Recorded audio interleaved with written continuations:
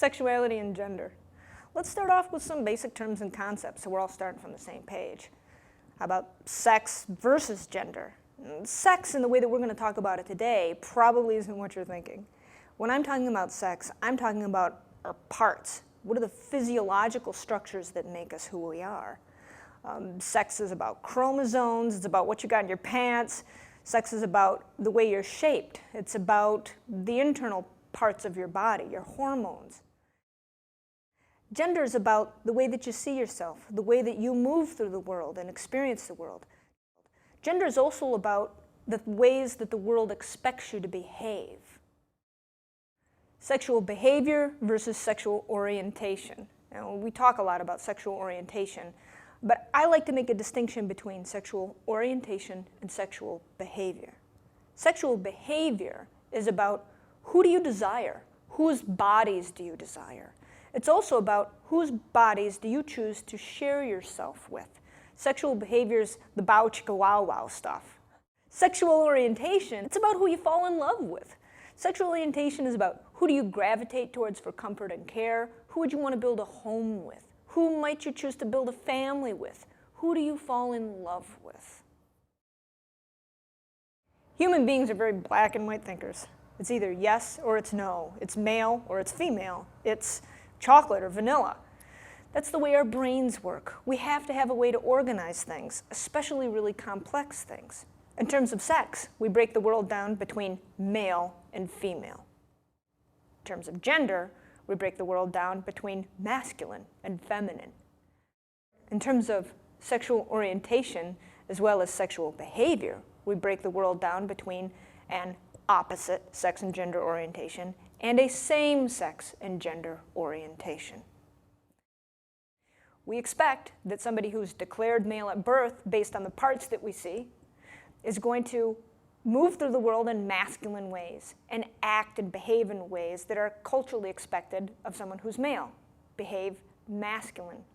We also expect that that same person is going to be sexually attracted to, behaviorally, to people of the opposite sex and gender, to women.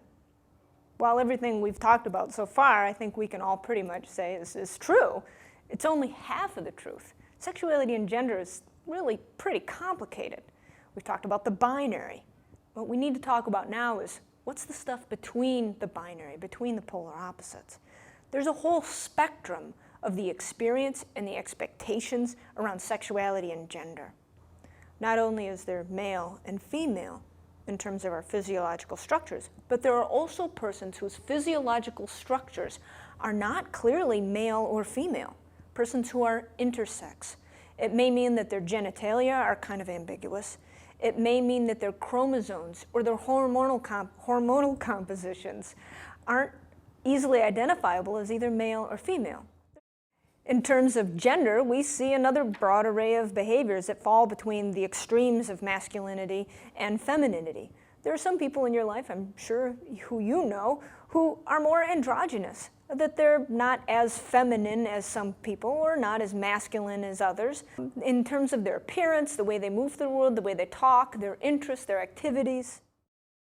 In terms of sexual orientation and sexual behavior, there are people who fall in the middle of the binary who may be bisexual or pansexual or queer or just sexual. That they're attracted to others based on things that may not be strictly related to their sex and gender, the sex and gender of others. So let's talk through a couple of examples. So someone who's born male in terms of their physiological body and composition may move through the world and experience the world in a way that's very feminine. So their sex and their gender aren't necessarily consistent. Sometimes we refer to someone in this circumstance as being transgender. I like to think of transgender as meaning transcending gender, transcending, stepping outside of those gender binary boxes that are culturally constructed that we're expected to be in. Persons who are transgender, essentially the most basic description is that their sex and their gender don't necessarily match up in the ways that we've been culturally trained to expect them to. In terms of sexual orientation and sexual behavior, there may be a female person who's primarily attracted to men but at the same time tends to fall in love and have their most significant relationships with women that are also sexual. For this spectrum of sexuality and gender, people can fall all over the board across that spectrum, and sometimes where they fall on the spectrum of sex, gender, orientation, and behavior can change over time. Sexuality and gender is extremely complicated. And just because we don't always understand the hows, the whys, or the whats of it, doesn't mean it's not somebody else's reality. In this model of sexuality and gender, there's one more really, really important piece that I like to talk about last, and that's identity. Identity is about language. Language is extremely powerful. Identity is about the words we choose to label ourselves with, and it's also about the words that others choose to label us, often, always, based on the assumptions that they make about us. Identity is the language of self. The terms that people use fall all over the place. There's bisexual, gay, lesbian, heterosexual, straight, there's queer, questioning, intersex, there's transgender, there's tranny queer, tranny boy, there's boy girl, there's butch girl, there's femme girl, there's lipstick dyke and lesbian, and all kinds of different words that people choose to label themselves. You are the only one that knows the realities of where you fall across the spectrum of sexuality and gender. The main reason why we're doing this training today is to inspire you to think of yourself as an other. You are always making assumptions about everyone who's around you, and they're always making assumptions about you as well. Think about, very carefully, the spectrum and the complexity of sexuality and gender. And know that what you see on the outside of someone, the way you interpret someone, may not be the way that they work internally and what's happening in their lives.